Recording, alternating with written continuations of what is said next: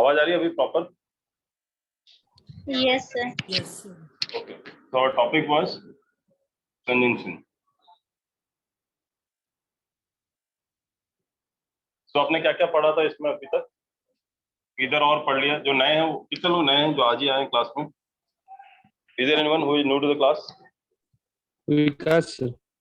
विकास, okay Vikas. हाँ, fourth lecture है मेरा। कौन सा लेक्चर है? ये वाला फोर्थ लेक्चर है। ओके निधि, डोंट वरी, आपको समझ में आएगा। देखो ये बीच के चैप्टर है, लेकिन आपको जहाँ से पढ़ा रहा हूँ वहाँ समझ में आएगा।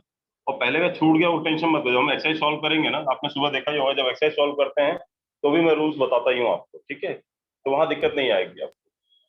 You will be able to understand each and everything. आप जहाँ से पढ़ा रहा हूँ वहाँ से देखो, बाकी चैप्टर आपके लिए रिपीट होगा दोबारा। तो we were at 12th, right? 12th में थे ना?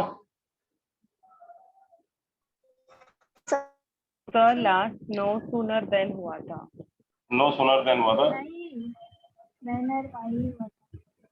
व्हेन और वाइल हुआ था, राइट? When और while हुआ था। व्हेन और वाइल हुआ था। ये कौन सा नंबर था? 11th या 12th? 11th। ओके, तो 11th में बताया था व्हेन और वाइल का क्या कंडीशन है कि व्हेन कब होता है? कब होता है? पहला खत्म होने के बाद दूसरा, है ना? तो फर्स्ट जॉब एंड हो जाता है, देन सेकंड होता है, तो व्हेन लगता है। और जब दोनों साइमल्टेनियसली, है ना, साइमल्टेनियसली चलता है, जब दोनों साइमल्टेनियसली चलता है तो उस केस में क्या लगता है? वाइल। जैसे हम बोलो कि while I was watching TV, my mother was cooking food। इसका मतलब क्या हुआ कि जब मैं टीवी देख रहा था, मम्मी खाना बना रही, दोनों काम क्या हो रहा था? साथ साथ हो रहा था। बट यहाँ व्हेन कब लगता है? When I reached home, I saw the door locked। जब मैं घर पहुंचा तो मैं देखा दरवाजा बंद है। तो घर पहुंचने से पहले आपको दिखा क्या दरवाजा बंद है? दिखा क्या? नहीं दिखा। कब दिखा आपको? जब आप घर पहुंचे। तो when I reached home, I saw the door locked। आप ऐसे नहीं बोल सकते while I reached home, I saw the door locked। और यहाँ पे ये नहीं बोल सकते कि when I was watching TV, my mother was cooking food। वो गलत हो जाएगा। एग्जाम में यही करते हैं कि आपके एग्जाम में क्या करते हैं? when की यहाँ पे while डाल देते हैं, while की यहाँ पे when डाल देते हैं। यही एरर आता है इसके अंदर। एक्सचेंज कर देते हैं, जहाँ पे when लगना while लगा देते हैं, जहाँ while लगना when लगा देते हैं। तो आपको ध्यान देना पड़ेगा कि both the works are going simultaneously, then we use while, and if both the things are going one by one, then we use when। समझा आपको? समझा कि नहीं समझा आपको ये चीज? ओके सर मतलब वो दो एक्टिविटी एक साथ मतलब एक ही टाइम में वो होना ना? हाँ, तो while लगता है जब दो एक्टिविटी एक साथ simultaneously। इन द सेंस क्या होता है? when two activities are done simultaneously, मतलब एक साथ चलता है दोनों। जैसे मम्मी Okay, खाना बना रही okay, है, मैं टीवी देख रहा हूँ, दोनों एक साथ चल रहा है, तो while आएगा। और मम्मी टीवी देखने के बाद खाना बनाएंगे तो क्या होगा? when the TV was shut down, my mother started preparing for the food। समझा आपको? जब टीवी बंद हो गई तब मेरी मम्मी ने खाना बनाना शुरू हाँ किया। सर। तो when आएगा। अब दोनों साथ में चल रहा तो while आएगा। क्लियर है? हाँ sir clear. Okay, now 12th one. Both के बाद एंड पढ़ा दिया था मैंने आपको। बोथ के बाद एंड आता है, ये हो गया था। हाँ सर।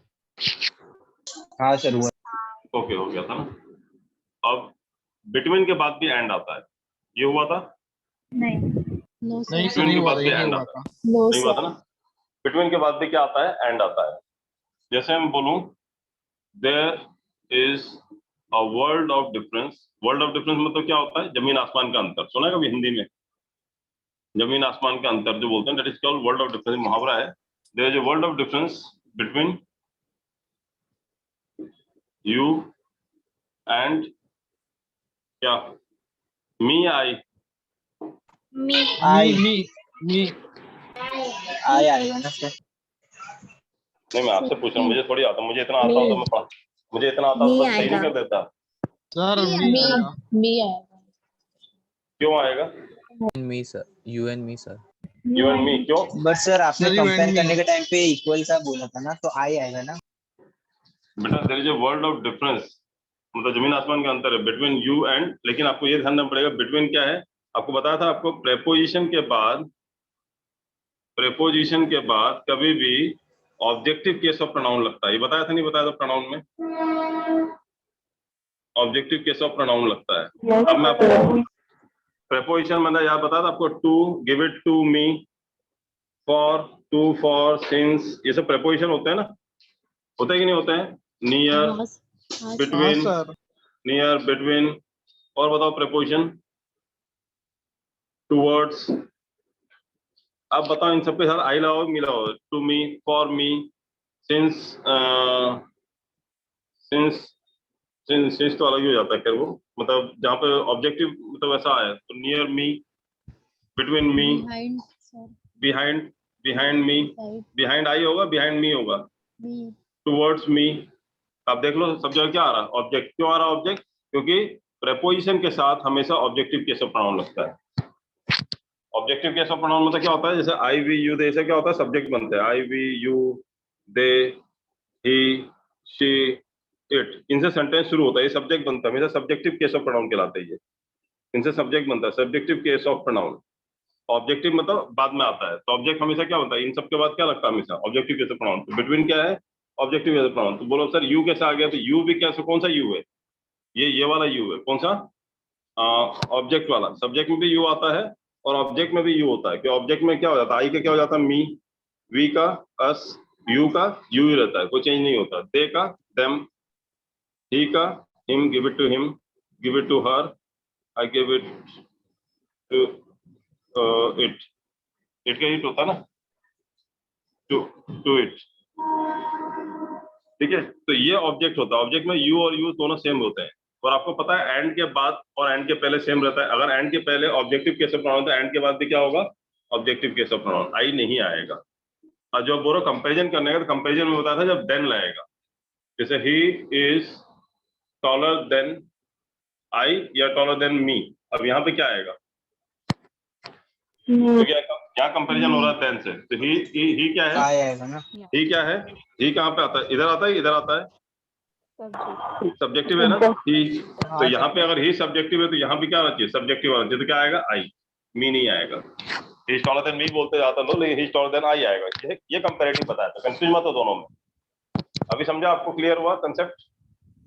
सर एक बार Yes, sir. करना प्लीज। एक बार एक्सप्लेन करो। हाँ, मैं एक बार फिर बताता हूँ।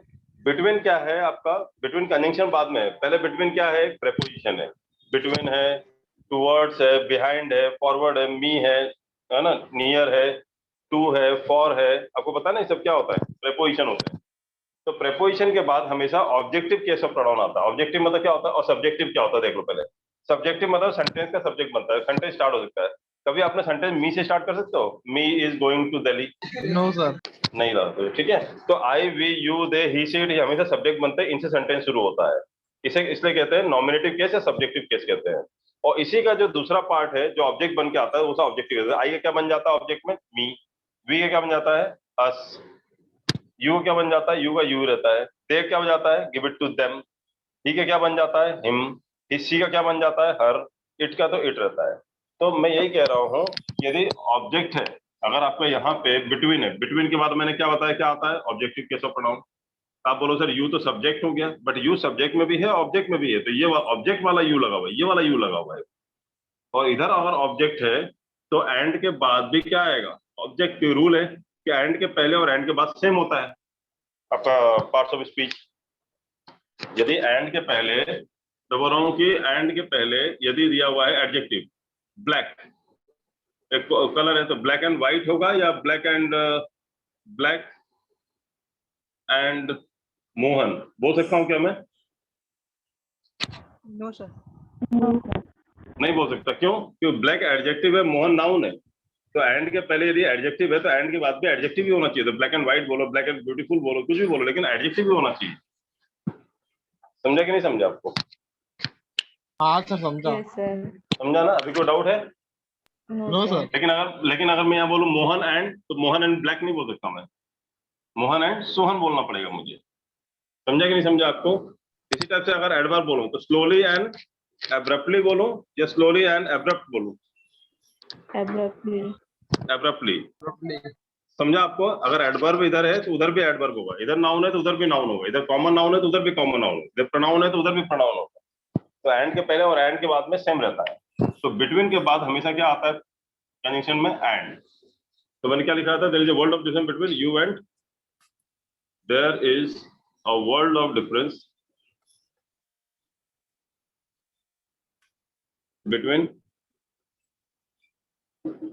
You and me. अब समझ में आया मी क्यों आएगा? Yes sir. ओके, हाँ तो सर। आप मोबाइल, हाँ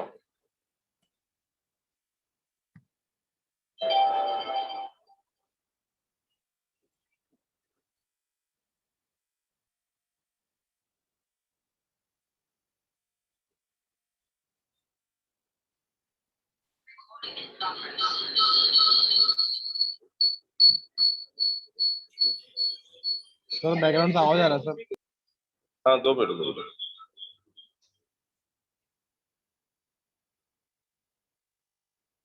मैसेज टाइप करके मेरे नाम पे डाल के दे दो।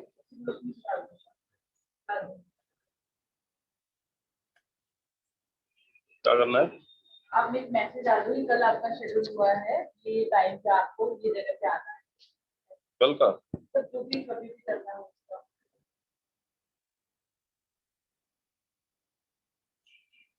एक मिनट होल्ड करोगे आप लोग? हाँ सर, why not? हाँ, थोड़ा सा अर्जेंट कुछ काम आया मेरे को, 2 मिनट होल्ड करोगे?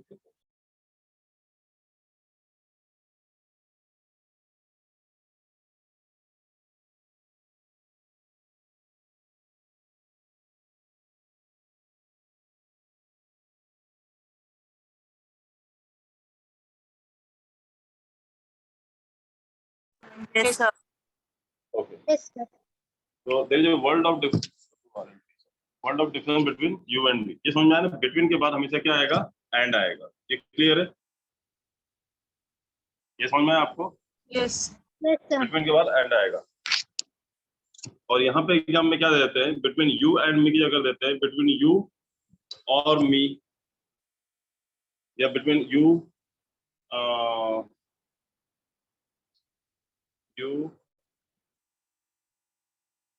या तो और ले देते हैं, या फिर नॉर लिख दिया, कुछ भी लिख दिया आपको, तो ये सारी चीजें गलत है, ध्यान रखना। और नॉर नहीं आएगा, हमेशा बिटवीन के बाद क्या आएगा? एंड आएगा। क्लियर है? हाँ सर मेरे को एक डाउट था, हम लोग यूजुअली ऐसे ही बोलते हैं ना, she is younger than me, he is taller then हाँ, मी, तो हाँ, आई तो हम वही। लोग बोलते ही नहीं है ना कभी। नहीं, वही मैं बोल रहा हूँ, सी इज यंगर, मैं समझा आपके पॉइंट को, यंगर देन, मैं बोल रहा हूँ कि यंगर देन आई आना चाहिए, आप कह रहे हो सर बचपन से हम लोग यंगर देन मी बोलते आ रहे हैं, यही बोल रहे हो ना आप? Yes sir. आप ये बोल रहे हो ना, लेकिन देखो क्या हाँ। होता है, सी इज यंगर देन, आप कंपेरिजन किससे कर रहे हो? सी से। किससे कंपेरिजन कर रहे हो? सामने वाले से। कंपेरिजन हमेशा बराबर चीज में होता है या अलग अलग चीजों में होता है? बोलो पंखा अच्छा है या लैपटॉप अच्छा है, क्या बोलोगे? आप ये बोल सकते हो सर खेतान का पंखा अच्छा है या बजाज का पंखा अच्छा है, या बजाज के पंखे का खेतान के पंखे से कंपेयर कर सकते हो। आप एचपी के लैपटॉप को डेल के लैपटॉप से कंपेरिजन कर सकते हो, लेकिन आप बोलोगे Yes. पंखा अच्छा चलता है या लैपटॉप ज्यादा अच्छा चलता है, क्या जवाब दोगे? सर अब दोनों समझ का रहे हो मैं क्या कहना कंपैरिजन चाहता हो ही नहीं सकते ना, दोनों अलग अलग नहीं, चीज है। नहीं, कौन चीजें अलग अलग है ना, वही मैं कह रहा हूँ कि कंपेरिजन हमेशा सेम चीजों में होता है ना। सी आपका आपको क्या है? सब्जेक्टिव केस ऑफ प्रोनाउन है, तो सब्जेक्टिव केस ऑफ प्रोनाउन को आप सब्जेक्ट से कंपेरिजन करोगे ना, यस सर। कि ऑब्जेक्ट से कंपेरिजन करोगे? सब्जेक्ट्स। आप समझे मेरा लॉजिक समझा हाँ आपको? हाँ हाँ सर हाँ। चलो ये लॉजिक समझा। अब मैं आपको हाँ। दूसरी चीज समझा रहा हूँ जो नहीं दिखता लोगों को, ये है कि सी यंगर देन आई क्यों बोल रहा हूँ? बिकॉज इसका मतलब होता है सी इज यंगर देन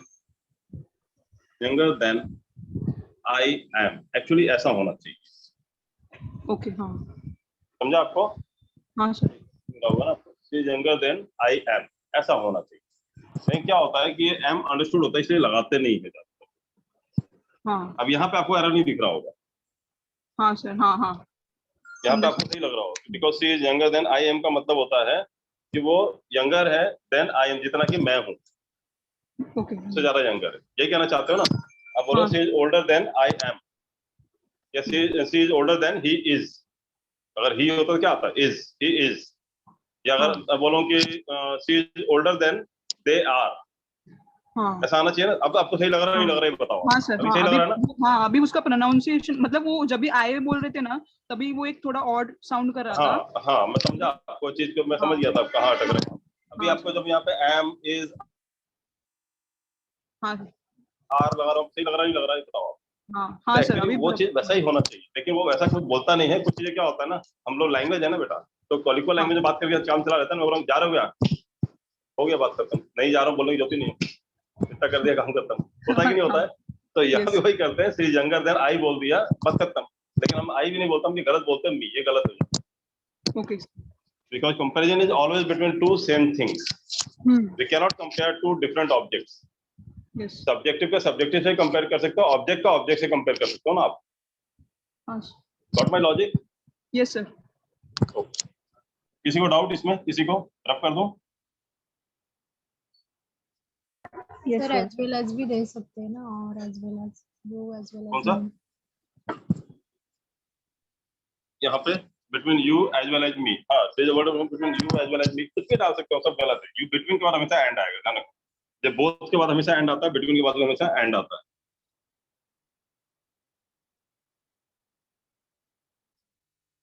चलो अगला कंजंक्शन बताओ, कुछ आप लोग बताओ कंजंक्शन आपको याद हो तो।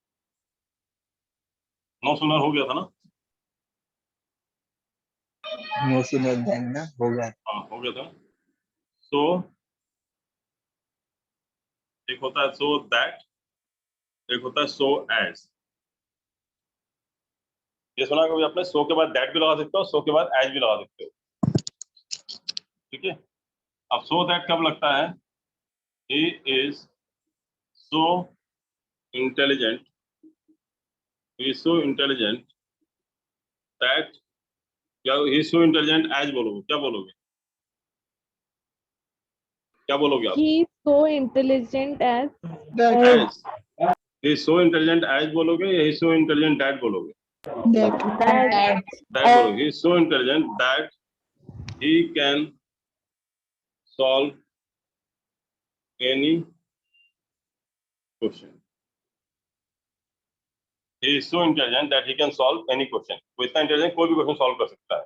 अब सो के बाद एज कब लगता है? अब आप देखो यहाँ पे क्या लगा है, सो के बाद दैट कब लग रहा है? जब आगे क्लॉज है, पूरा पूरा सेंटेंस है, he can solve any question, पूरा पूरा अपने आप सेंटेंस है, तो दैट लगा रहा है। बट अगर ऐसे सेंटेंस नहीं है पूरा, सिर्फ एक सामने ऑब्जेक्ट आएगा, तो कैसा आएगा? ही इज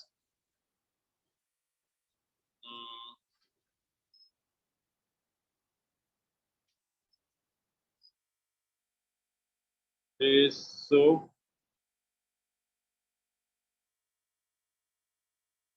good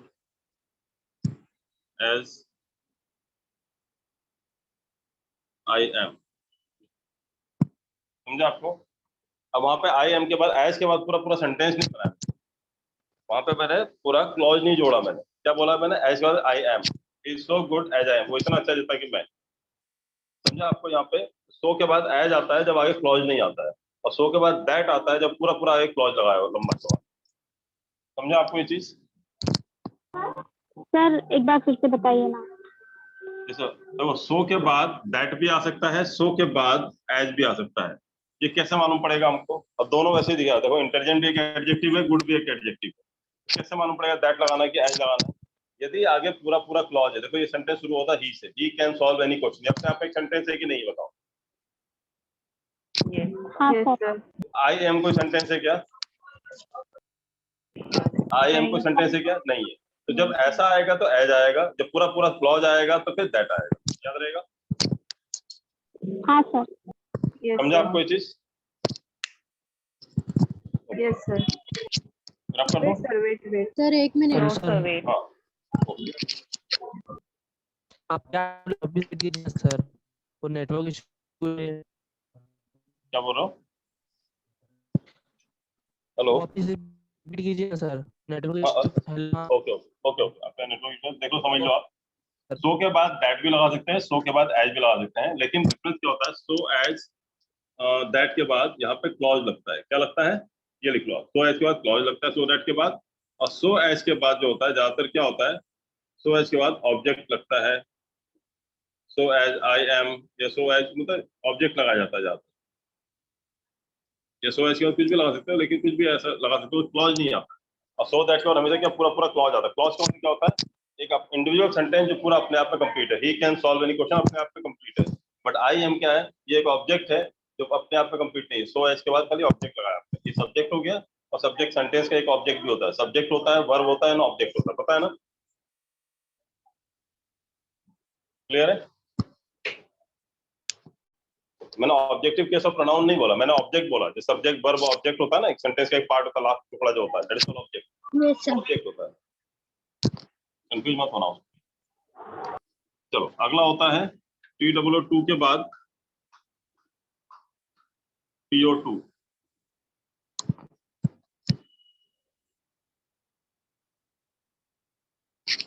PO2 आपने देखा सो के बाद दैट होता है और PO2 के बाद टू होता है।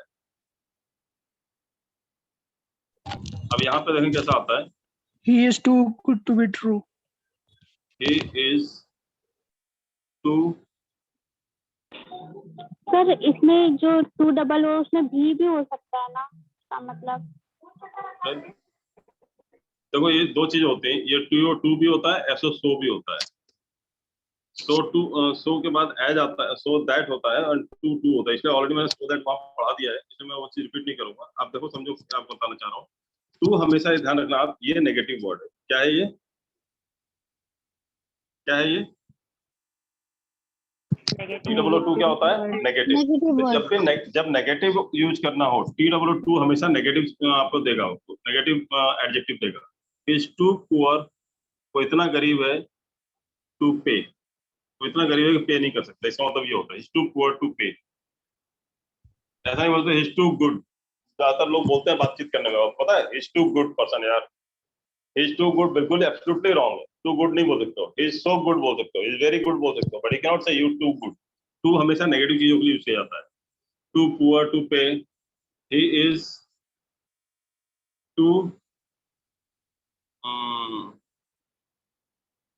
और कोई नेगेटिव वर्ड बताओ। Is Too complicated to understand.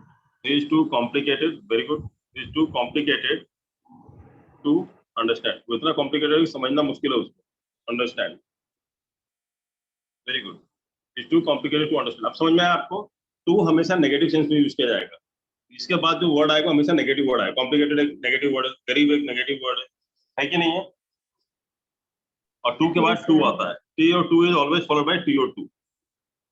लेकिन सो के बाद दैट आता है। अगर मैं बोलूं कि ही is so poor that he can not पे, फिर पूरा क्लॉज लगाना पड़ेगा। ये सेंटेंस को एक और तरीके से लिख सकता हूँ, कैसे लिख सकता हूँ मैं? ही इज सो पुअर, पहला वाला, सो के बाद that, he is so poor that he can't पे। आप चाहो तो इस चीज को ऐसा भी लिख सकते हो, इस चीज को आप ऐसा भी लिख सकते हो, he is too poor to pay या he is so poor that he can't pay. इसको लिखते हैं, he is too complicated to understand, he is so complicated that we cannot understand him। समझा कि नहीं समझा आपको? Yes sir. समझा आपको? तो ये दो तरीके से लिख सकते हो, मतलब सो दैट भी लगा के लिखा जा सकता है, लेकिन सो दैट लगाओगे तो क्लॉज लगाना पड़ेगा, और ये टू लगाओगे तो फिर ऐसा लिखना पड़ेगा, too poor to pay, is too complicated to understand. तो TOO के बाद हमेशा टू आता है, और TOO जो होता है हमेशा नेगेटिव के लिए यूज किया जाता है।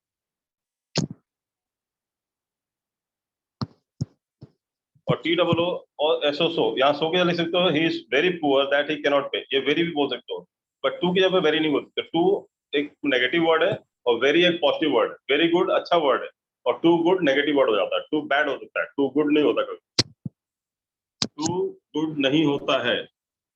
टू के बाद क्या आना चाहिए? टू बैड होता है, इज टू बैड।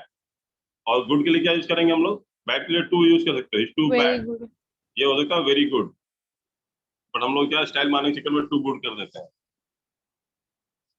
समझा आपको ये चीज? समझा आपको? बताइए ना, he is so poor that Yes, sir. देखो ही इज सो पुअर, अगर आपने सो लगा दिया, TOO की जगह पे सो लगा, अब कैसे डिसाइड करें TOO लगाना है कि सो लगाना है? यदि आगे दैट लगा है तो पीछे क्या आएगा? टू आएगा। He is too poor that he can not pay, सही है क्या सेंटेंस? आपके एग्जाम में ऐसा दिया रहेगा, यहाँ पे सो की जगह टू लगा होगा, ऐसा लिखा होगा, he is too poor that he cannot pay। Sentence सही है क्या? No sir. नहीं, क्यों? क्योंकि आगे दैट लगा है, जबकि TOO लगा तो क्या होना चाहिए? he is too poor to pay। लेकिन इतना सारा चेंज तो कर नहीं सकते, इससे अच्छा क्या चेंज कर दो? तो इधर ही टू हटा के सो कर दो, समझ में? लेकिन अगर यहाँ लिखा है कि he is so poor to pay, तो क्या करना पड़ेगा, अब यहाँ पे सो पुअर, सो के बाद टू तो आता नहीं है, या तो यहाँ पे टू लगा, या फिर क्या लिखना पड़ेगा, ही सो पुअर, अब यहाँ लिखना पड़ेगा दैट ही कांट। अभी समझा कि नहीं समझा आपको? यस सर समझा ना आपको? तो आपको ये ध्यान रखना पड़ेगा, he is too poor to pay, मतलब नेगेटिव के साथ टू आएगा, टी डबल टू के बाद हमेशा टू आएगा, और सो के बाद हमेशा क्या आएगा, दैट आएगा। सेंटेंस सेम बनेंगे तो मीनिंग दोनों का सेम आएगा। Okay sir. सर एक डाउट है टू के बारे में, टी डबल बोलो। O too. हाँ कभी कभी ये T double O too also भी मीनिंग लेते हैं ना, मतलब ये भी। हाँ, वो देखो वो अलग चीज होता है, मतलब मी टू वाला, मी टू मूवमेंट लगाते हैं ना, मी टू, मैं भी, पता है ना, हैशटैग मी टू, सुना है ना? also टू भी लगाते हैं। हाँ, तो वही मी टू मतलब क्या होता है, मी ऑल्सो, वो मीनिंग अलग हो जाता है यहाँ पर। जैसे तो I to want to go there, I to wants this, ऐसे ही बोलते हैं, आगे टू लगाने की जरूरत नहीं है, फिर वहाँ आई टू वांट दिस, मतलब मैं भी, I also want this, it's the same meaning, I also want this, I to want this. Normally क्या होता है, आई टू के बाद आई लगाते नहीं, आई टू को वैसे लगाते हैं जब आगे छोड़ देता हूँ लोग, आई टू, मतलब जैसे क्या होता है, या मी टू, वो सेंटेंस के ऑब्जेक्ट में लगाते हैं, जैसे जैसे who else want to attend the lecture, और कौन अटेंड करना चाहता लेक्चर, सर आई टू मतलब क्या होता है, मैं भी, तो आई ऑल्सो या आई टू वहां पे यूज करते हैं, समझा आपको? तो वो टू अलग है, यस सर। समझा है ना? हाँ अच्छा, टू हाई भी बोलते हैं, it is too high, the mountain is too high मतलब क्या होता है, वेरी हाई, बहुत ऊंचा। सेंस वही होता है, सेंस वही आता है, बहुत ऊंचा है, वेरी हाई, ठीक है। बट टू हाई क्यों बोलते हैं हम लोग, क्योंकि हाई हमारे लिए नेगेटिव वर्ड हो जाता है, इतना ऊंचा है कि गिर जाएंगे, हाथ पैर टूट जाएंगे, टू हाई बहुत ज्यादा ऊंचा है, हम चढ़ नहीं पाएंगे, तो नेगेटिव सेंस में लिया जाता है, ठीक है, समझा आपको ये चीज? कोई हाँ डाउट? Sir, no sir. सारे कंसेप्ट क्लियर है, लिख लिया, रब कर दो। Yes sir. तो सो हो गया, टू हो गया, 14 तक हो गया ना?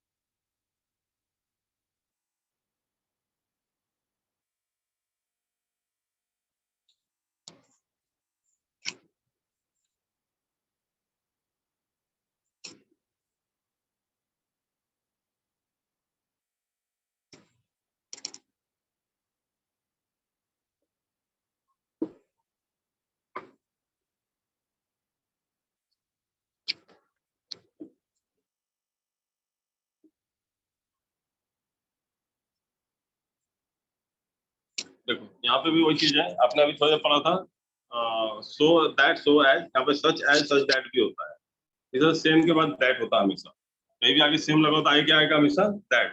अगर मैं बोलूं this is the same book I saw in the book shop, ये वही किताब है जो मैंने बुक शॉप में देखा, इट इज द सेम। तो गलत होगा।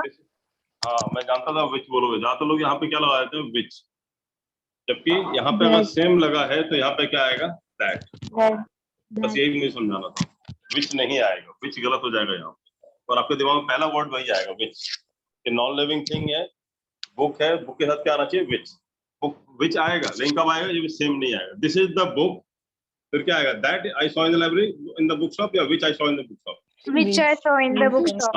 अभी समझा आपको, पूरा खेल सेम का है, अगर सेम नहीं आता है तो विच आएगा, अगर सेम आता है तो फिर दैट आएगा, अभी समझा आपको? तो सेम आएगा तो दैट आएगा, अगर सेम नहीं आएगा तो क्या आएगा यहाँ पे, वो क्या नॉन लिविंग थिंग है ना, तो क्या आएगा, विच आएगा, तो this is the book which I saw in the book shop, but this is the same book, तो फिर आएगा that I saw in the book shop. Clear है? Hello sir. हाँ बोलो बेटा। Sir this is the same book as mine, ऐसा भी same book, नहीं एज माइन नहीं है। सेम के बाद हमेशा दैट लगाते हैं, एज नहीं लगाते। सेम एज लगा सकते हो, ऐसा मना नहीं करो, सेम के बाद एज नहीं आ सकता है, बट वो सेंटेंस ऐसा बन जाएगा, this is the same book, ऐसा नहीं बोल सकते, बुक के लिए नहीं बोल सकते, ऐसा बोलो this is the same as mine, ऐसा बोलना पड़ेगा, फिर आपको बुक नहीं लगाओगे। या फिर यहीं पे बोलना पड़ेगा this book is same as mine, तो यहाँ बुक लगाना पड़ेगा। दिस वॉच, हाँ यहाँ पे लगाओ this watch is same as mine, ये वॉच वैसे ही है जैसे कि मेरे, this mobile is same as mine, ये मोबाइल वैसे ही है जैसे कि मेरा, आप ऐसा बोलना पड़ेगा, सेंटेंस का स्ट्रक्चर चेंज होगा ना, तो वैसे उस वाले पैटर्न में नहीं जमा पाओगे।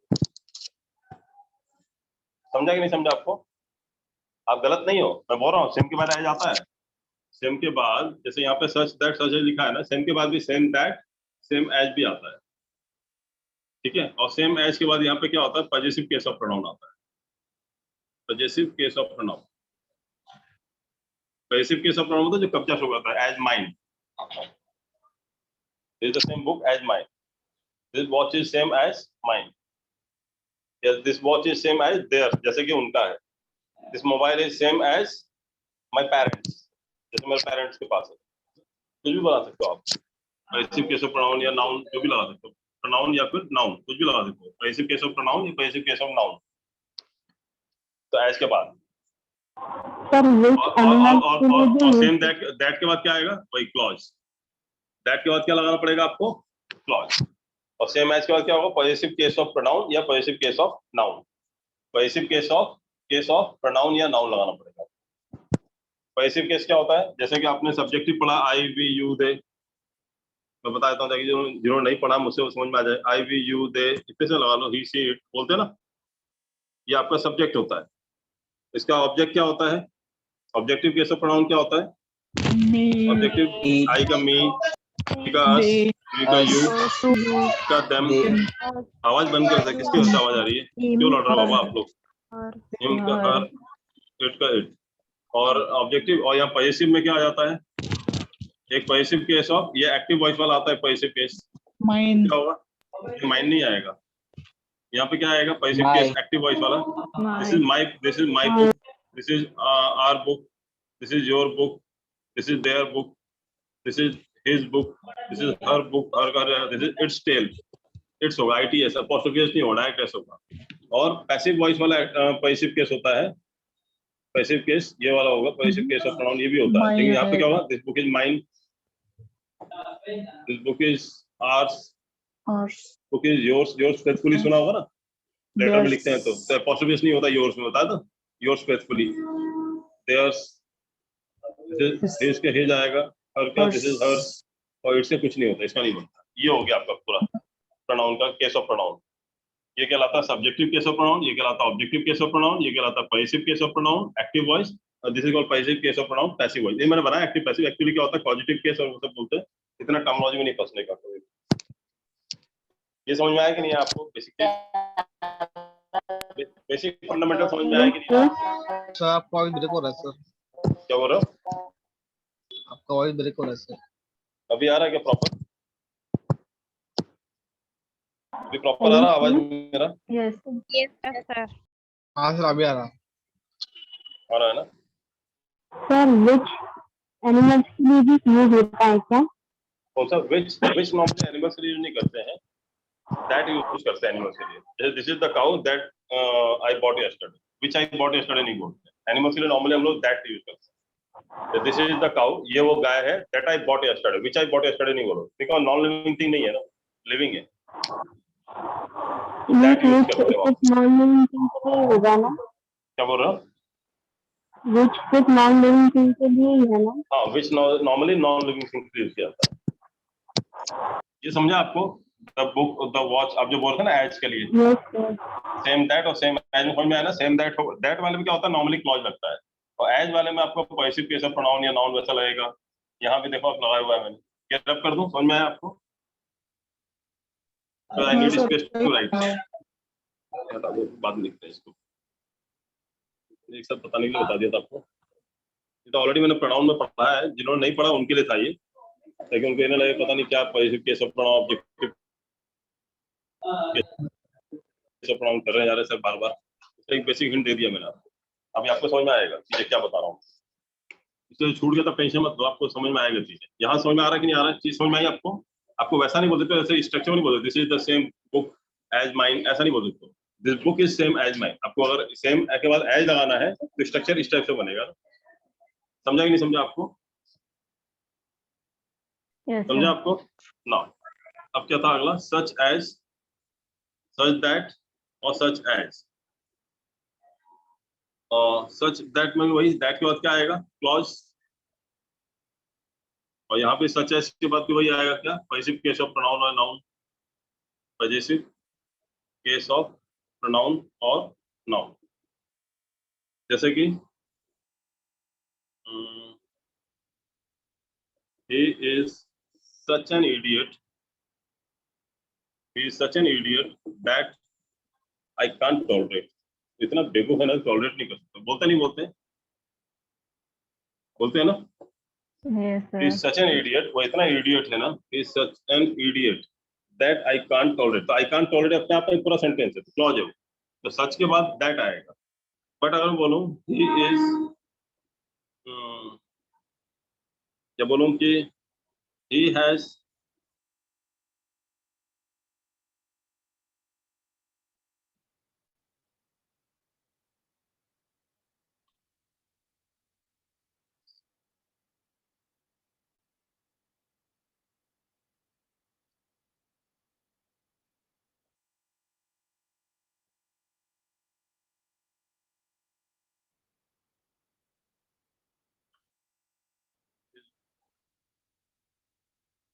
his watch is exactly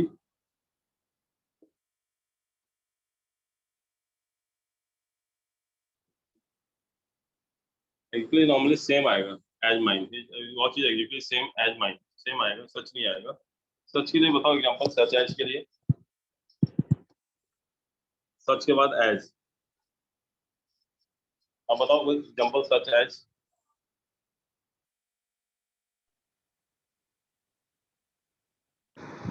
He is such a good person as I thought. He is as I thought, तो फिर I thought तो normally he is such a good person that I thought होगा ना, as I thought नहीं होगा। फिर वो clause लगा दिया ना, that I thought, वो तो पूरा क्लॉज लगा दिया।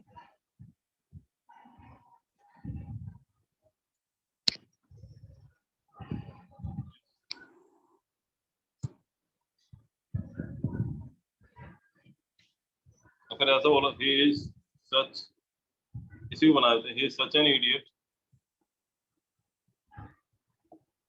as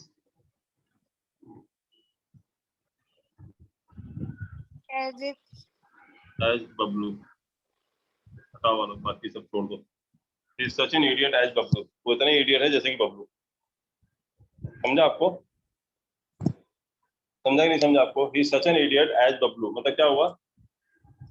वो ऐसा इडियट है जैसे कि बबलू। क्लियर है? अब वही बबलू बुरा मत मानना। तो है क्या अपनी क्लास में बबलू? नहीं है ना, मैं नाम देख के डाला, वैसे बबलू कोई नहीं क्लास में। ठीक है? he is such an idiot as Bablu. तो सच के बाद क्या आता है? एज भी आ सकता है, सच के बाद दैट भी आ सकता है। बट सच के बाद दैट आता है तो क्लॉज लगाया जाता है, और सच के बाद रह जाता है तो पॉजिटिव प्रोनाउन या फिर नाउन ये स्टेप लगा सकते हो। जैसे कि मतलब कैसा? क्लियर है चीज? समझा आपको? रब करो ये। सर बट एज के बाद पॉजिटिव केस ऑफ प्रोनाउन नहीं आया। क्या बोल रहे हो? एज के बाद पॉजिटिव केस ऑफ प्रोनाउन नहीं आया। नहीं, पॉजिटिव केस ऑफ प्रोनाउन या नाउन भी लगा सकते हो। सच एज के बाद कोई भी लगा सकते हो। सच एज मतलब जैसा, जैसा कि मतलब क्या होता है? सच पॉजिटिव केस ऑफ प्रोनाउन या फिर पॉजिटिव केस ऑफ नाउन की बात नहीं किया मैंने, और नाउन बोला मैंने, और नाउन, कोई भी नाउन लगा सकते हो।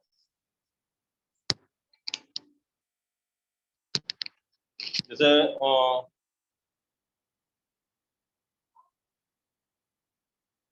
जैसे I have such a purifier as, कैसा प्यूरिफायर है? एज, आपको नाम बता दो, जैसे कि प्यूरेट, एज प्यूरेट, प्यूरेट की तरह। तो आप नाम भी ला सकते हो, नाउन भी ला सकते हो। पॉजिटिव केस ऑफ प्रोनाउन या फिर नाउन, दोनों ला सकते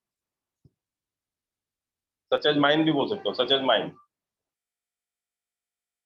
सच एज माइन हो सकता है ना, सच एज माइन मतलब क्या होता है, जैसे कि मेरा, सच एज माइन ऐसा बोल सकता हूँ ना, सच एज माइन, जैसे his nature is such as mine, उसका नेचर वैसा ही जैसे कि मेरा, his nature उसका जो बिहेवियर है, his behavior is such as mine, उसका बिहेवियर वैसा ही जैसे कि मेरा। क्लियर है? कोई सर डाउट? एक बार वो वाला बताइए ना, सेम एज का। सेम एज का position case of pronoun noun आता है ना, सेम एज, जैसे this watch is same as mine, ये वॉच घड़ी वैसा ही है जैसे कि मेरे पास है, मेरा है। This book is same as mine, ये किताब वैसी है जैसे कि मेरी है। This mobile is same as mine, जैसे मोबाइल वैसे ही जैसे कि मेरा है। हिज नेचर मतलब उसका जो behaviour, his behaviour is same as Mohan, उसका बिहेवियर वैसे है जैसे मोहन का है। तो वहां पे नाउन लगा सकते हो आप, पैसिव केस ऑफ प्रोनाउन, या फिर नाउन भी लगा सकते हो डायरेक्ट। पैसिव केस नाउन भी लगा सकते हो, अकेला नाउन भी लगा सकते हो आप। समझा आपको? यहाँ भी माइंड की जगह पे आप नाउन लगा सकते हो direct, such as Mohan, Sohan, Rohan. Clear है? कोई डाउट? No sir. समझा आपको? हाँ सर। हाँ सर। रब कर दूं ये? हाँ सर ठीक है।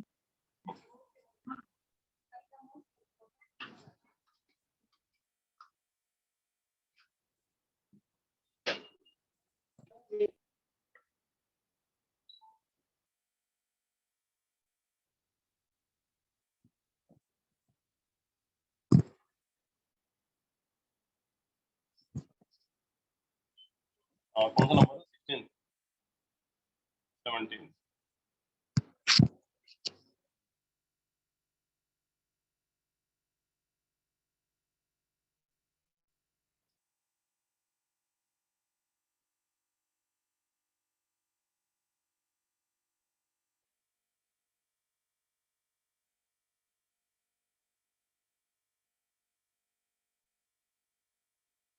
और बताओ फिर कनेक्शन, और कनेक्शन आपको कुछ याद हो जो बच्चों ने पढ़ा हो, तो याद है? All those ऑल दो दोस्त तो नहीं होता।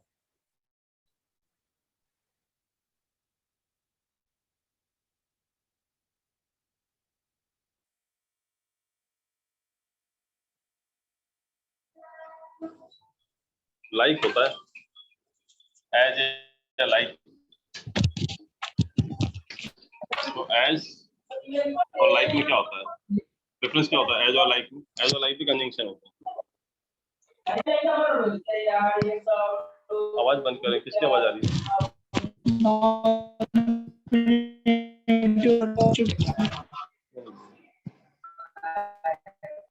अजय आपकी आवाज समझ में नहीं आ रही, अजय मौली।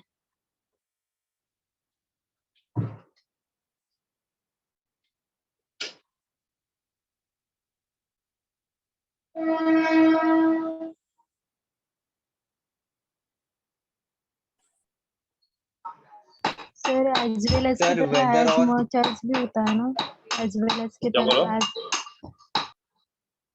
एज की जगह पे सर एज मच एज भी होता है ना, एज वेल एज की तरह। नहीं, एज वेल एज तो अलग से होता है। हाँ मतलब अलग होता है, वो भी कंजंक्शन ही है ना सर। हाँ वो भी कंजंक्शन है, as well as, as long as, वो सब भी कंजंक्शन है। एज सून एज दो, वो भी कंजंक्शन है सर ना? वेदर हाँ, और वेदर और भी कंजंक्शन है। As nominative likes objective. हाँ, अभी आपने बोला एज, क्या बोला आपने? नॉमिनेटिव नॉमिनेटिव और like objective. Objective case of pronoun. अभी इस केस ऑफ प्रोनाउन में दिक्कत नहीं आती ना, मैं क्या बोलता हूँ केस ऑफ प्रोनाउन कौन सा, समझ में आ रहा है ना? जैसे नॉमिनेटिव में तो क्या होता है, जैसे he is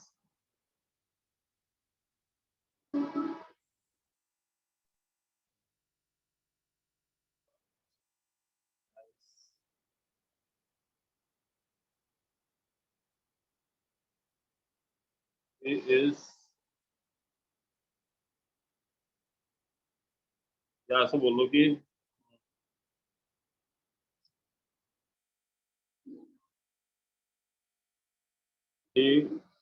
works as I tell him, वो काम करता है जैसा मैं उसे बताता हूँ। He works as I tell him। तो as के बाद क्या लगाते हैं हम लोग? Nominative case of pronoun.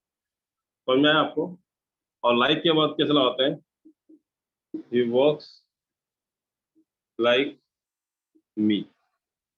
तो यहाँ क्या लगाते हैं हम लोग? Objective case of pronoun. और ये क्या आता है? Nominative case of pronoun. Nominative मतलब सब्जेक्टिव, एक ही बात है। सब्जेक्टिव बोलो या नॉमिनेटिव बोलो, एक ही बात है। केस ऑफ प्रोनाउन समझ में आया कि नहीं आया आपको दोनों चीज? लाइक के बाद हमेशा क्या आता है? Objective case of pronoun. और एज के बाद हमेशा क्या आता है? Subjective case of pronoun. समझा आपको? हाँ सर। कोई डाउट इसमें? रब करो। एक मिनट। हाँ लिखो लिखो।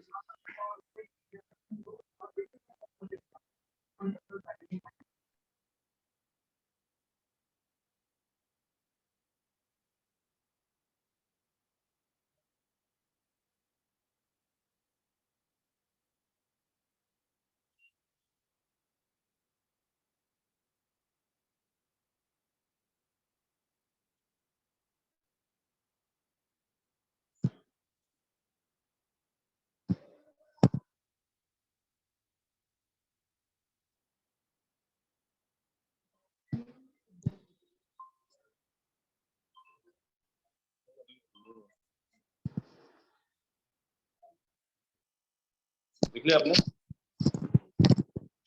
हाँ सर। रब करो।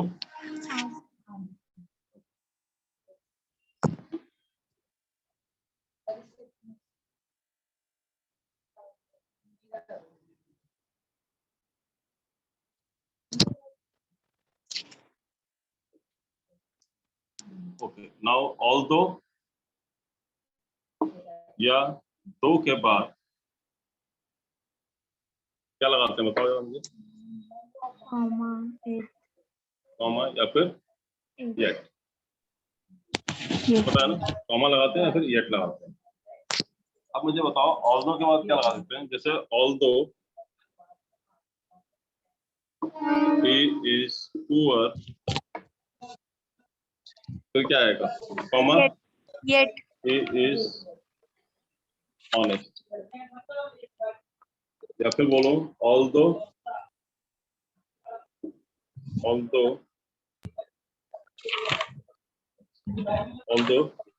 he is poor yet honest। ठीक है, ये दोनों ही तरीका सही है। आप although के साथ कॉमा भी लगा सकते हो और yet भी लगा सकते हो। ये समझा आपको? आपको समझा दोनों सेंटेंस? नहीं आप समझे दोनों में। ऑल्दो केस में आप कॉमा लगा के भी लिख सकते हो इस टाइप से, ऑल्दो केस में आप येट लगा के भी लिख सकते हो। दोनों सही है सेंटेंस। सर पर येट के आगे ही नहीं येट के आगे ही नहीं आता।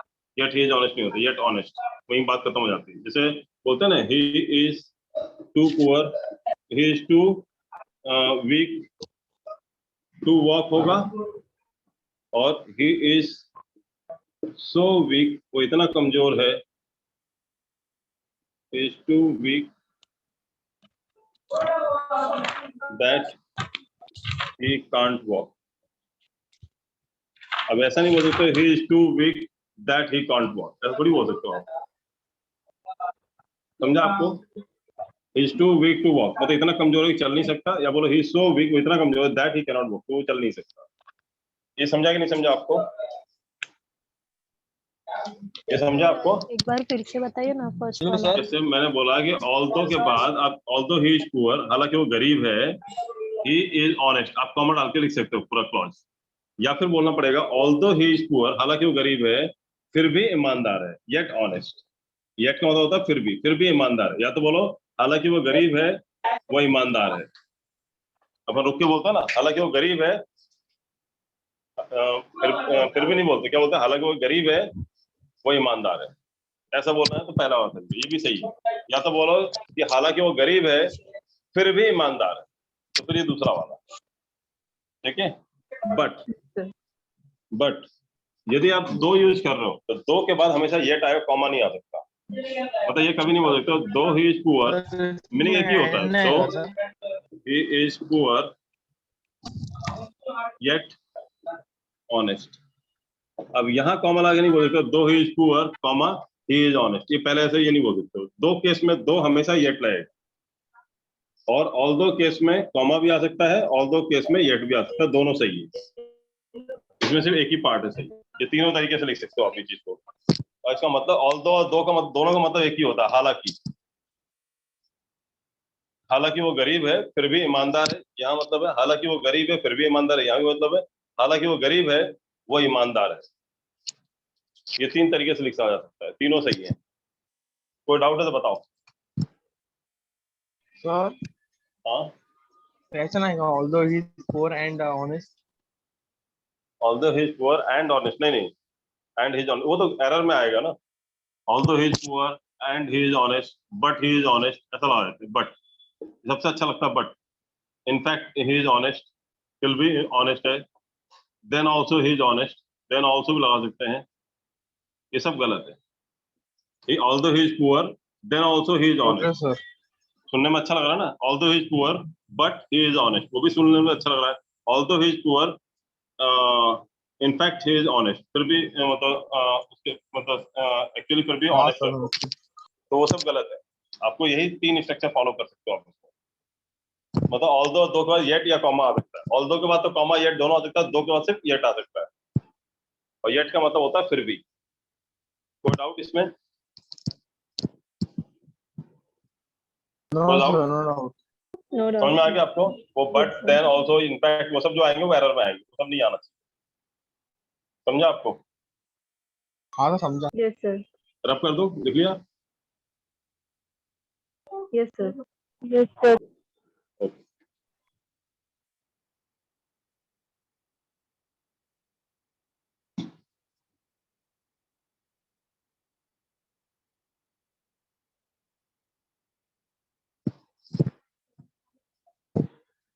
हाँ, कौन सा बोलो सर? बोलो पीडीएफ मांग रहे हैं।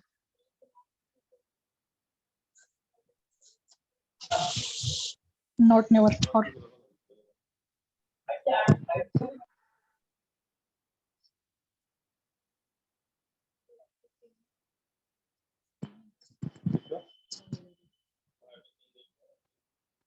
कर दो।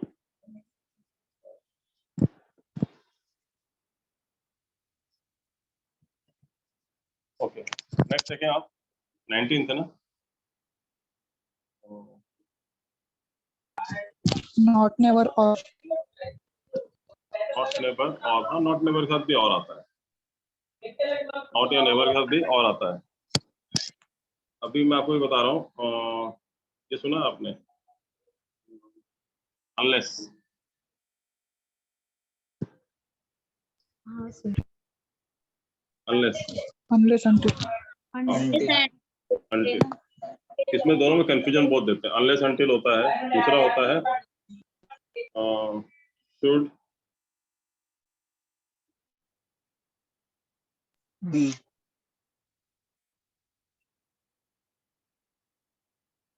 लेस्ट। चलो ये दोनों देखते हैं अभी। पहले अनलेस और अनटिल का देखते हैं हम लोग। अनलेस और अनटिल, ये बहुत कंफ्यूजन होता है कि अनलेस यहाँ पे अनटिल लगा देते हैं वो लोग, अनटिल यहाँ पे अनलेस लगा देते हैं। मुझे डिफरेंस बताओगे दोनों में डिफरेंस क्या है? कैसे मालूम पड़ेगा कि अनलेस आएगा अनटिल आएगा? मैं बोलूँ कि unless you work hard you will not get pass, क्या बोलूँ until you work hard you will not get pass, क्या सही है? Until. तलक until until unless क्या आंटी आंटी कर रही unless है? unless sir Unless. अंटिल बोल रहा हूँ, चलो आंटी आंटी बोल रहा हो तुम लोग। अंकल अंकल या आंटी आंटी? अंकल आंटी नहीं बोलो, अंकल आंटी नहीं बोलो, अनलेस अनटिल बोला मैंने। ओके, तो अनटिल और अनलेस में डिफरेंस क्या है? क्या लग रहा है आपको? आपने बोला कि until you work hard you will not get pass, या unless you work hard you will not get pass? किस बेस पे बोल रहे हो? बस मजा आ रहा है कि दो में से एक पे टिक मारना, सर मार दिया आपने। अब आप देख लो क्या सही है, अपने हिसाब से नंबर दे दो, है ना? सर एक बार फिर से बोलियो।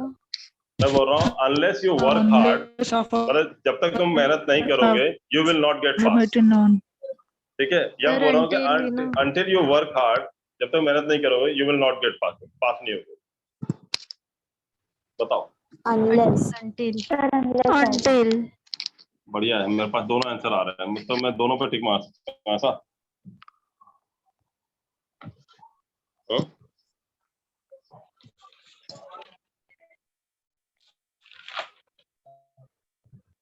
क्या होगा बताओ? unless देखो, अनलेस और अनटिल का मतलब क्या होता है? अनलेस मतलब क्या होता है? जब तक नहीं। अनटिल मतलब भी क्या होता है? जब तक नहीं। दोनों का मतलब क्या होता है? जब तक नहीं। ऑलरेडी नहीं वर्ड लगा हुआ है, नेगेटिव वर्ड, इसे दोबारा नहीं मत लगा। दो चीजें इसमें एरर आता है, दो टाइप के एरर आते हैं। पहला तो अनलेस या अनटिल, और अनटिल या अनलेस करते हैं। इसका लॉजिक समझ लो, क्यों आएगा अनटिल और क्यों आएगा अनलेस। जब कंडीशन दिया जाएगा तो अनलेस, जब टाइम की बात होगी, कंडीशन टाइम की होगी, तो अनटिल। अगर मैं बोलूं कि वेट हेयर, इंतजार करो। अच्छा, एक बार मैंने एक से बोला था वेट हेयर, तो उसने ऐसा लिखा था, देखो मैंने बोला wait here until he comes, जब तक वो आ नहीं जाता है यही इंतजार करो। तो देखो यहाँ इंतजार करना टाइम की बात है ना, तो यहाँ क्या आएगा? अनलेस ही कम्स या until he comes? until time की बात है। Until लेकिन ही मैंने comes, मैंने क्यों लिख के दिया मालूम है? क्योंकि एक मैंने बोला लिखो, तो उसने ऐसा लिख दिया था wait here until he comes, मतलब जब तक वो आ नहीं जाता बाल गीले करके रखो, है ना? इसे ऐसा लिख दिया था एक ने, वेट हेयर मतलब गीले बाल, अनटिल ही कम्स, जब तक वो आ नहीं जाता बाल गीले करके रखो। तो ऐसा मत लिखना, इसलिए मैंने लिख के दे दिया, ठीक है? हाँ, तो बहुत खतरनाक स्टूडेंट्स होते हैं मेरे पास, तो इसलिए मैं लिख दिया मैंने वेट हेयर, इंतजार करो अनटिल ही कम, जब तक वो आ नहीं जाता। तो यहाँ जब टाइम की बात होगी तो क्या लगाएंगे हम लोग? अनटिल। until और अब मैं बोल रहा हूँ कि अनलेस यू वर्क हार्ड, जब तक मेहनत नहीं करोगे, unless you work hard you will not pass the exam. तो ये क्या है? कंडीशन है कि मेहनत नहीं करोगे तो पास नहीं होगे, ये कंडीशन हो गया ना। तो जब Yes. कंडीशन होगा तो हाँ, अनलेस सर। आएगा, जब टाइम होगा तो अनटिल आएगा। समझा कि नहीं समझा आपको? yes sir सर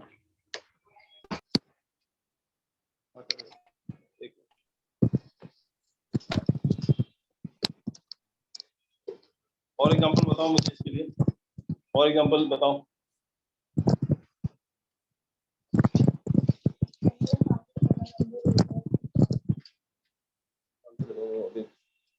शुरू कर रहे हैं ना। हेलो, the background का आवाज आ रहा है।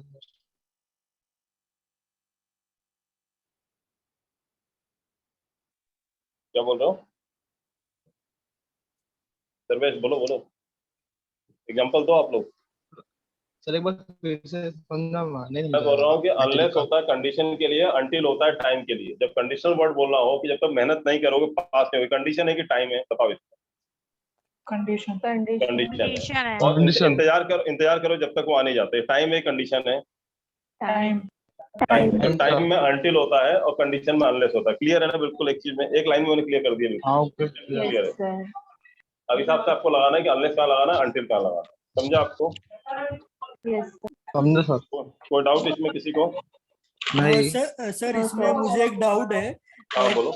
कभी कुछ सेंटेंस में अनलेस एंड अनटिल ऐसा भी यूज करते हैं। हाँ हाँ हाँ, बिल्कुल सही, बहुत अच्छा क्वेश्चन है आपका। अनलेस एंड अनटिल दोनों यूज करते हैं। वो कब होता है? जब कंडीशन भी होता है, टाइम भी होता है। जैसे मैं बोलूँ कि unless and until he comes here, नहीं, unless and until you work hard, है ना, you are not going to pass in this coming examination. क्योंकि कमिंग एग्जामिनेशन क्या हो गया? टाइम हो गया मेरा। तो ठीक है, तो अनलेस एंड अनटिल होता है, मतलब इसका मतलब होता है अनलेस एंड अनटिल का मतलब होता है कंडीशन भी है और जिसमें टाइम भी दिया हुआ है। जैसे unless and until you study for 5 hours a day you will not get pass. अभी क्या हो गया? Unless and until you study for 5 hours a day you will not get pass. इसमें क्या हो गया? क्या क्या दिया मैंने? कंडीशन भी दे दिया और टाइम भी दे दिया। 5 घंटे नहीं पढ़ोगे तो पास नहीं होगे, कंडीशन भी है, टाइम भी है। तो वहां पे अनलेस अनटिल दोनों एक साथ यूज करते हैं। समझा आपको सर्वेश? हाँ सर। सर जैसे अनलेस अनलेस मतलब अनलेस से कंडीशन मतलब स्टार्ट हुआ है, वैसे अनटिल से भी मतलब होगा तो चलेगा ना। जैसे until my father come home my read a book, Until my father comes home I read study, a book. I read a book. Until my father comes home नहीं, until my father comes home, हाँ ये time है, like but Time. unless until my father comes home, actually ऐसे sentence आप बना सकते हो, but ऐसा बनाते कहाँ है? until my father comes home I speak book, until आप बोल सकते हो, ऐसा हाँ गलत नहीं यही करते, सर क्योंकि बोलना टाइम है, था। टाइम गलत, टाइम के हिसाब से सही है सेंटेंस, गलत नहीं है। until हमेशा टाइम के लिए यूज करोगे, unless हमेशा कंडीशन के यूज करोगे, जैसे unless you go to market you cannot buy the vegetables, ठीक है? until you go to market you cannot buy the vegetables, या unless you go to market you cannot buy the vegetables, क्या होगा? unless you pay the amount, unless you pay the amount, how can I teach you? unless you pay the amount, how can I teach you? अब तो payment की बात करता हूँ मैं, बाकी बात नहीं करता हूँ। बताओ क्या आएगा? unless या until? हाँ? unless आएगा ना? unless you pay the amount, how can I teach you? unless आएगा ना, जब तक आप पैसा नहीं भरोगे तो कैसे पढ़ाओगे? कंडीशन हो गया ना ये। और until कब होगा? टाइम के साथ ही होगा sir. until I start the lecture, how can you record? ये क्या है? कंडीशन है कि टाइम है? और कंडीशन भी है। क्या आएगा यहाँ पे? until नहीं आएगा, क्या आएगा? unless and until I start the lecture you cannot record. तो टाइम भी है और कंडीशन भी है, समझा आपको? ओके सर, हाँ सर, अभी समझा ना? हाँ सर। 2 मिनट ना बोले, काम है, 2 मिनट।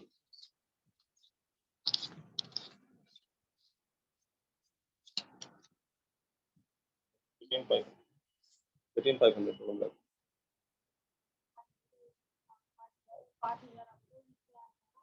हाँ,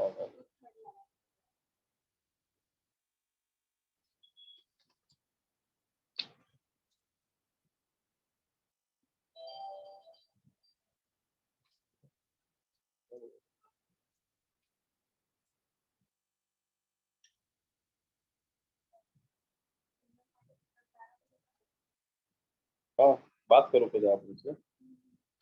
हाँ, मैम से ले लो ना नंबर, वो अभी मैम चंदन पांडे सर का नंबर दे देना, चंदन पांडे सर का नंबर दे दो, कल का लेक्चर लगाना है, शुरू करना मैम को।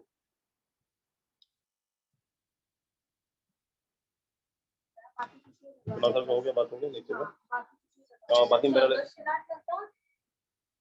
थोड़ी रहेगा,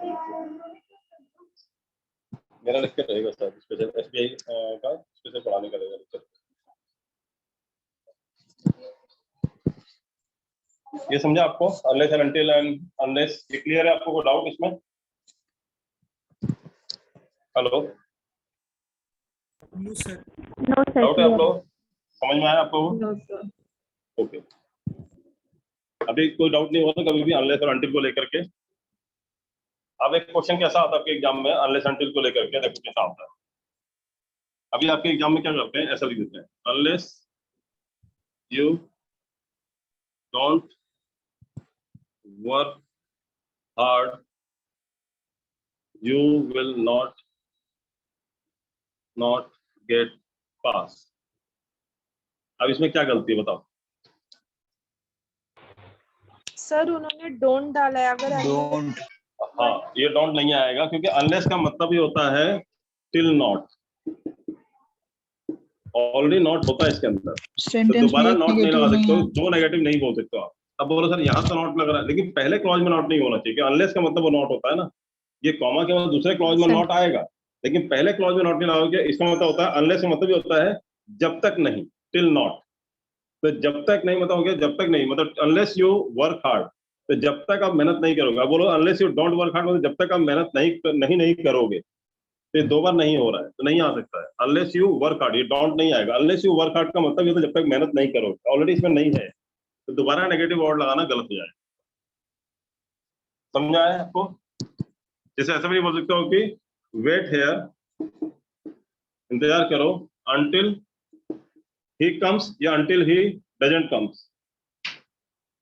until he doesn't come, until he comes, until he comes, कम नहीं आएगा, वो तो doesn't के साथ कम लगाया मैंने, तो ऑलरेडी एस लग गया तो यहाँ पे कम हो जाता है। तो until he मतलब he doesn't go there होता है, he doesn't goes there होता है, क्या होता है? अगर टच लगा दिया, ऑलरेडी एस लगा दिया ना टच में, डू का टच लगा दिया ना, तो दोबारा फिर कम में थोड़ी लगाओगे, एक ही बार में लगा सकते हो ना S O S. So he doesn't go there, he doesn't come on time, या he doesn't comes on time. doesn't come on time. कम आएगा, doesn't लगाओगे तो कम आएगा, but doesn't नहीं आएगा तो क्या होता है? He comes. ही के साथ comes, क्योंकि do का does आपने यहीं पे s लगा दिया ना, तो यहाँ पे s नहीं लगेगा, ध्यान रखना एक चीज। क्लियर है? Yes sir. Yes.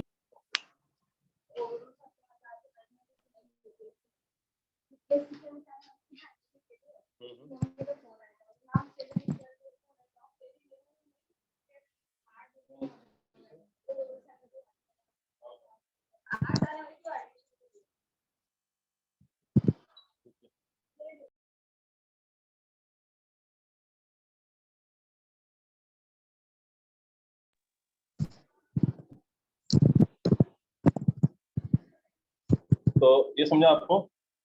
Wait here until he doesn't comes या until he comes क्या आएगा? ये doesn't नहीं आएगा, क्योंकि until का मतलब भी क्या होता है? जब तक नहीं, till not। समझा कि नहीं समझा आपको? Yes sir. क्या हटा दो, इसके हटा दो, होगा आपको। ये समझा आपको? Wait here until he comes होता है, until he doesn't come नहीं आएगा, unless you don't work hard नहीं आएगा, unless you work hard, क्योंकि unless का मतलब ही होता है till not, इसमें ऑलरेडी not लगा, दोबारा not नहीं लगा सकते। ये वही वाली बात हो गई, यदि मैं कहूँ कि मैंने मना किया था ना वहां मत जाना, ऐसा बोलते हैं ना, I denied you not to go there, I denied you to go there, क्या बोलो? I prohibited you to go there या I prohibited you to go there या I prohibited you not to go there, क्या आएगा बताओ? हिंदी में तो हम ये बोलते हैं, मैंने तुझे मना किया था ना वहां मत जाना। I prohibited you to go there. हाँ, prohibited का मतलब ये होता है मना करा, to go there वहां जाने के लिए, ये not to go there नहीं आ सकते, क्योंकि prohibited में ऑलरेडी नेगेटिव है तो not नहीं आएगा। डिनाइड अगर वर्ड लिखा हुआ है, डिनाइड में ऑलरेडी नेगेटिव वर्ड है तो नॉट नहीं आएगा। I denied not to go there या I denied to go there, मैंने मना किया जाने के लिए, I denied not to go there, मैं मना किया नहीं जाने के लिए, Denied to go there. I denied to go there. समझा ना आपको?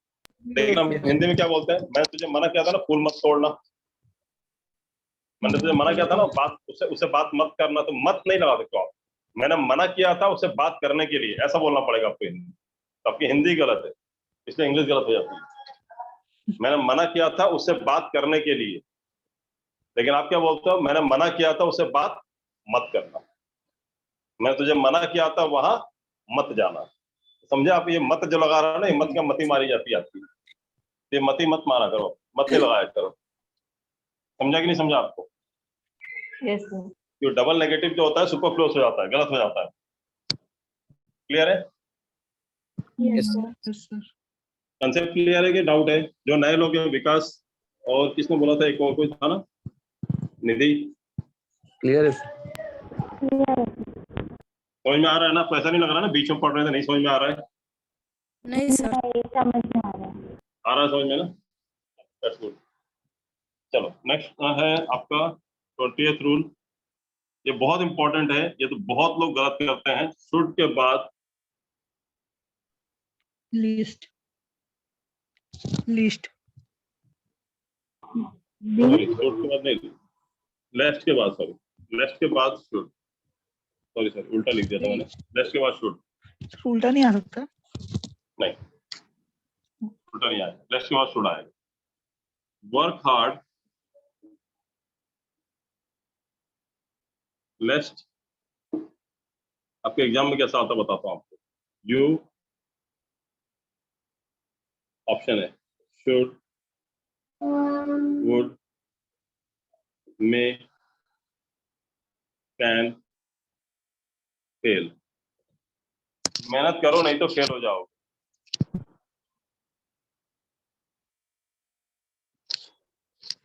बोलो क्या आएगा आपके हिसाब से? शुड तो कभी सोच भी नहीं पाओगे, क्या बोलोगे? मैं बोल सकते हैं।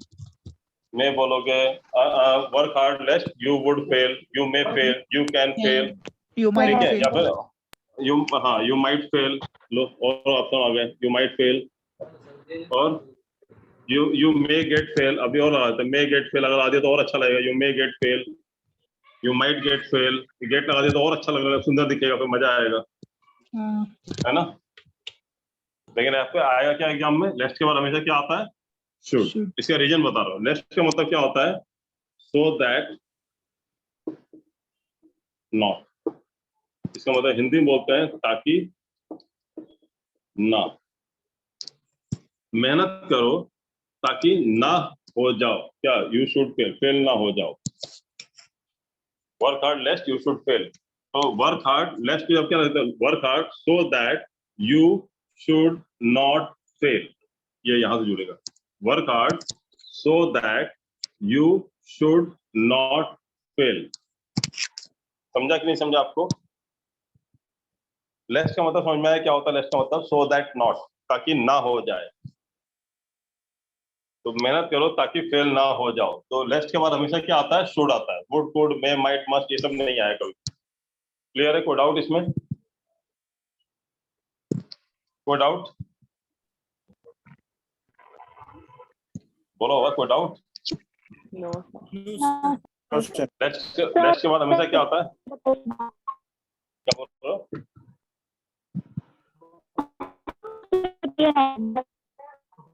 वाला आवाज नहीं आ रही है। आप वॉइस ब्रेक हो रही है। क्या बोल रहे हो? तो फिर से बताइए ना एक बार। अच्छा फिर से बताओ। देखो लेस्ट का मतलब होता है, लेस्ट का मीनिंग पता होना चाहिए। लेस्ट का मतलब क्या होता है? So that not. So that मतलब क्या होता है? ताकि। दैट मतलब क्या होता है? कि। सो दैट मतलब ताकि।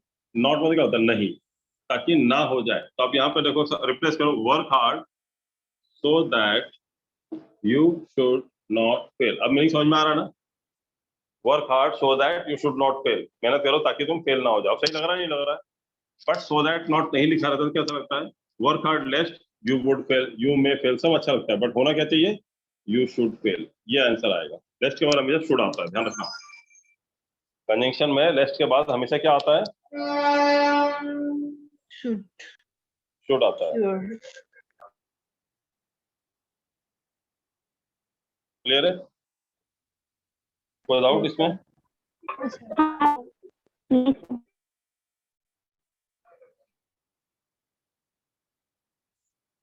Work hard लेस्ट you should fail. रब करो, समझ में आ गया आपको? तो लेस्ट के बाद Sir, हमेशा क्या आता है? शुड आता है। क्या बोल रहा हूँ? एक और एग्जांपल दो ना।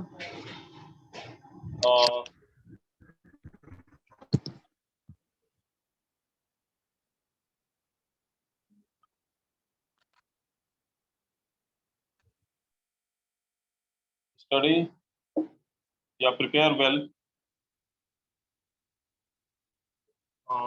या स्टडी वेल, या फिर बोलो प्ले वेल, या कुछ भी बोलो। आप कोई भी चीज अच्छा करने के लिए बोलो ताकि ऐसा ना हो जाए। बताओ सेंटेंस बताओ, हिंदी बताओ। ऐसा करो ताकि ऐसा ना हो जाए। अब आप जोड़ क्या जोड़ना है? Run slow, least you should Tej fall. दौड़ो नहीं, तेज दौड़ो ताकि हार ना जाओ, ऐसा बोलना मुझे, है ना?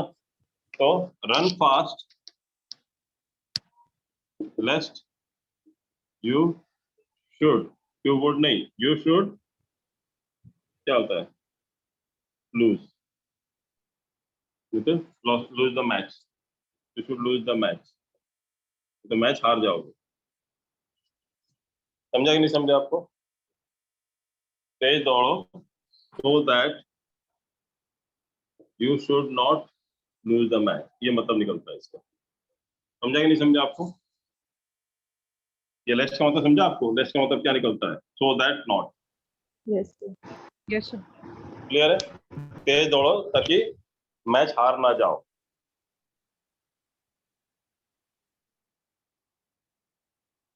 क्लियर है? रब कर दो। Yes sir.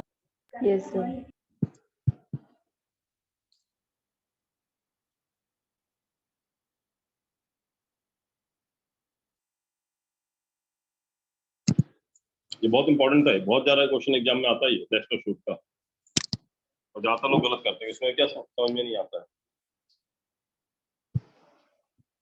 ठीक है,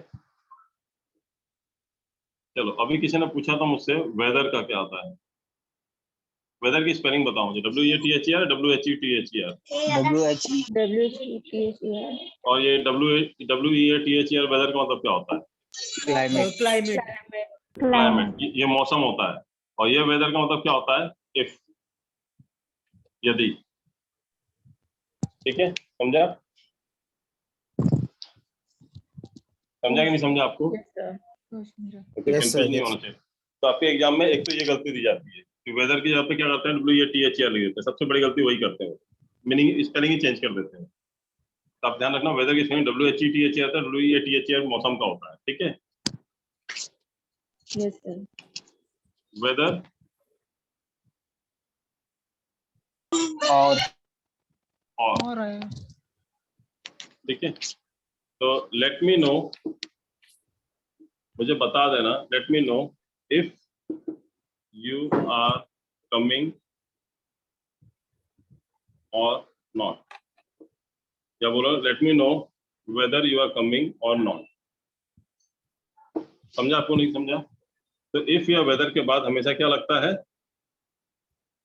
सॉरी, और इफ या वेदर के बाद हमेशा क्या लगता है? और। समझ में आया आपको? लेट मी नो, मुझे बता देना, whether you are coming or not, या whether you are coming else not वगैरह सब लिख देते हैं, और नॉट, एल्स नॉट, है ना? या वेदर यू आर कमिंग,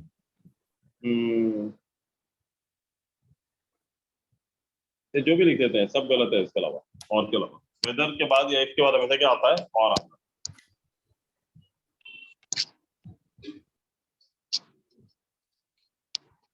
और बताओ कनेक्शन।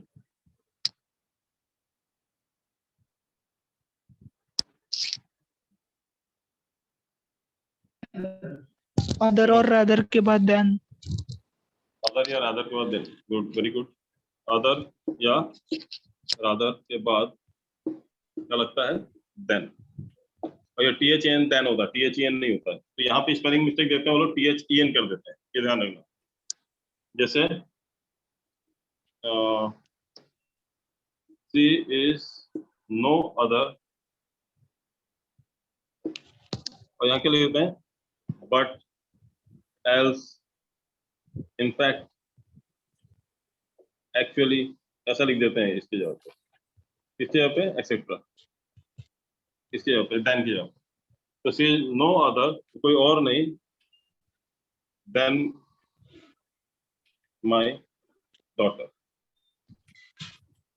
और सुनने में ज्यादा अच्छा क्या लगता है? सी नो अदर, वो कोई और नहीं बट माई डॉटर, मेरी बेटी है। वो कोई और नहीं बल्कि मेरी बेटी है। तो क्या बोलो? She no other but my daughter, या than my daughter? Than my daughter. समझा आपको कि अदर या रादर के बाद देन लगता है। अच्छा क्या? वो मतलब लिखने में देन राइट है, बट बोलने में बट अच्छा। बट अच्छा लगता है, इनफैक्ट अच्छा लगता है, कि मतलब she no other, in fact my daughter, actually my daughter. ठीक है, तो वो सब अच्छा लगता है, बट आपको अच्छा लगने का मतलब नहीं है। अदर या रादर लगा रहेगा तो हमेशा क्या आएगा? देन आएगा। जैसे I was left with no other option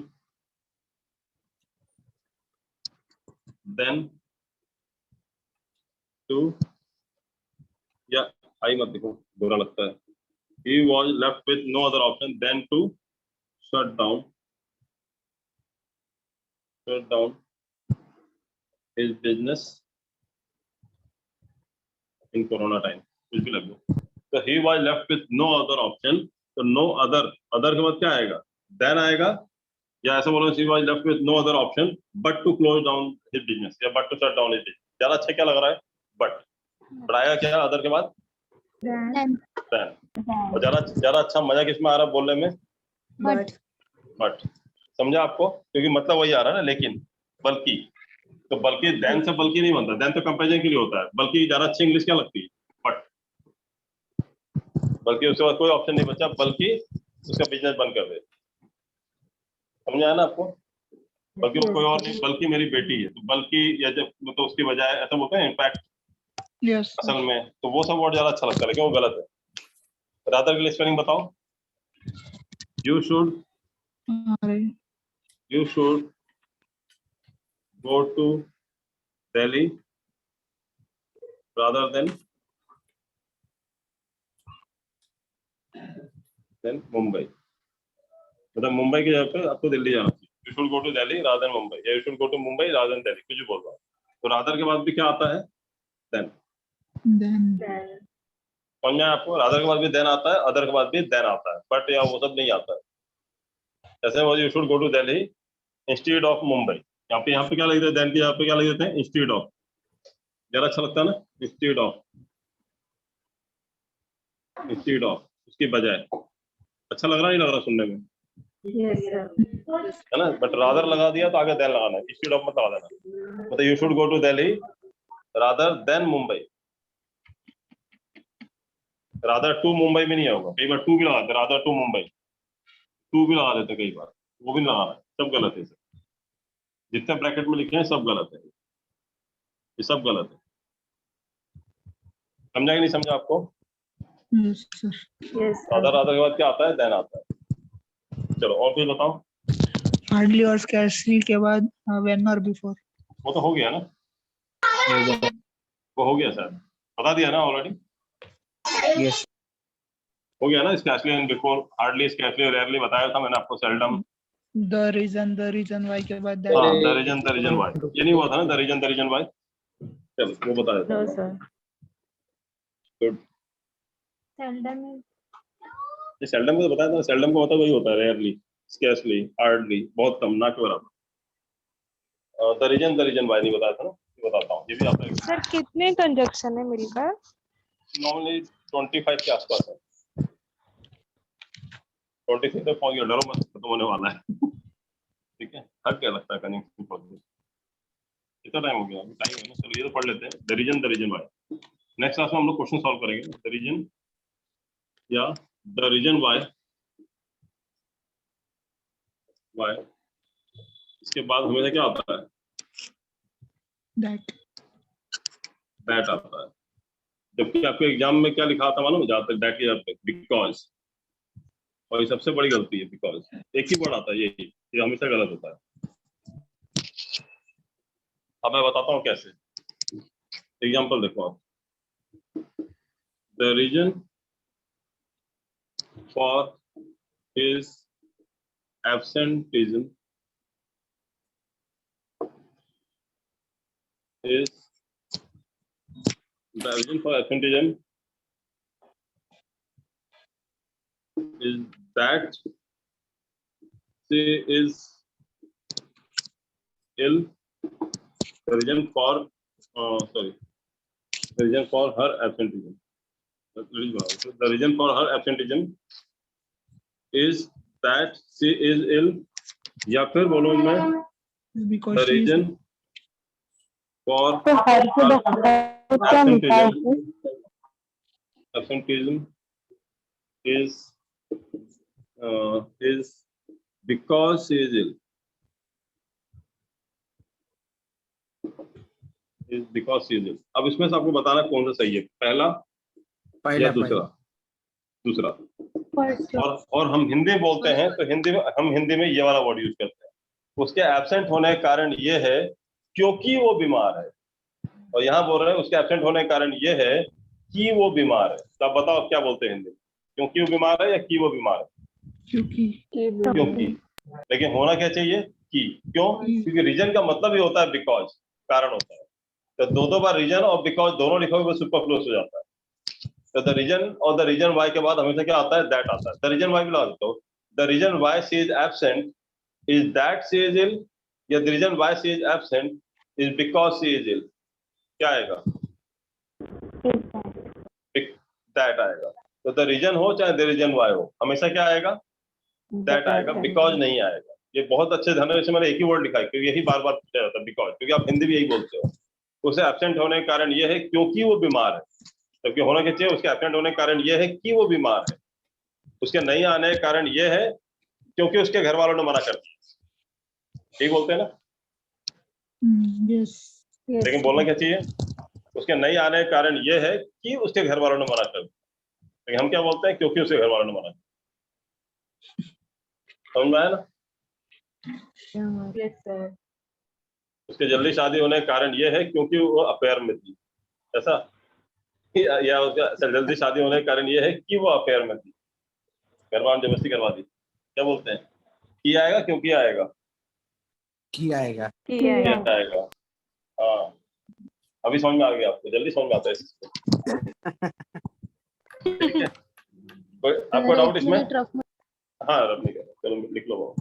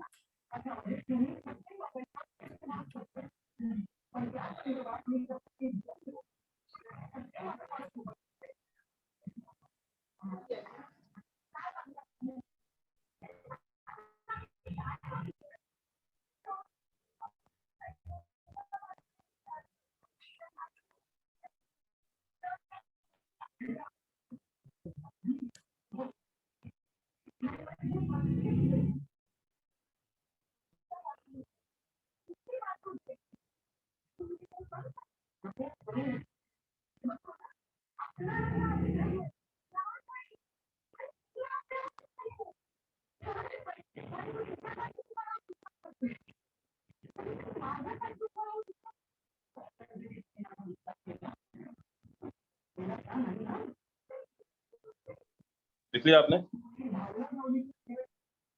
yes sir. रब करो। हाँ। यहाँ तक समझ में आया कि नहीं आया आप लोग को? आज 23 तक हो गया, सब समझ में आया, आपको नहीं आया? कोई डाउट यहाँ तक जितने पढ़े अभी तक हमने? नहीं सर। सारे कंसेप्ट क्लियर हो रहे हैं आपके? हाँ सर। Yes sir.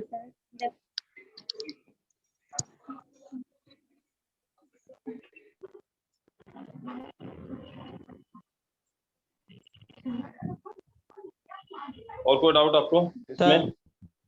हाँ बोलो। rather than पर बता दीजिए ना। क्या बोल रहे हो? rather than वो बता दीजिए ना सर। कौन सा रादर देन? क्या? आवाज नहीं आ रही बेटा, आप फिर से बोलो, आप क्या बोल रहे हो? सर नहीं, आवाज क्लियर नहीं आ रही है। अदर और रादर देन? रादर के बाद देन आता है, ये बोलो ना। तो अदर का तो बताया ना आपको? Yes sir. No other then my daughter, या मतलब he was left with no other option then to close down the business. तो अदर के बाद देन आता है। रादर के लिए देखो, यू शुड रादर